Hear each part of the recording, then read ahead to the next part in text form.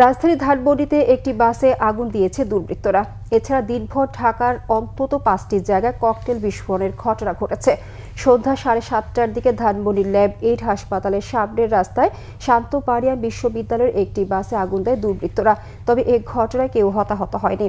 বাসে বিশ্ববিদ্যালয়টির কয়েকজন শিক্ষার্থী ছিলেন, কিন্তু আগুন লাগার পরপরই তারা নিরাপদে নেমে আসতে সক্ষম হন। এদিকে সন্ধ্যা 6:30টার দিকে মিরপুর 10 নম্বর গোল চত্বরের পাশে শাহ আলী মার্কেটের সামনে ককটেল বিস্ফোরণের ঘটনা ঘটে। সন্ধ্যা 6:30টার দিকে খিলগাঁও ফ্লাইওভারের উপর আরেকটি ককটেল বিস্ফোরণের কথা জানায় পুলিশ। এর আগে সকাল থেকে দুপুর পর্যন্ত মিরপুর গ্রামীণ ব্যাংকের প্রধান কার্যালয়ের সামনে সহ রাজধানীর 4টি স্থানে 7টি ককটেল বিস্ফোরণের ঘটনা ঘটে। এদিকে ভোরে শাহজাদপুরে ভিক্টর পরিবহনের একটি বাস এবং মেরুল বাড্ডায় ব্র্যাক ইউনিভার্সিটির কাছে আকাশ পরিবহনের একটি বাসেও আগুন দেওয়া হয়।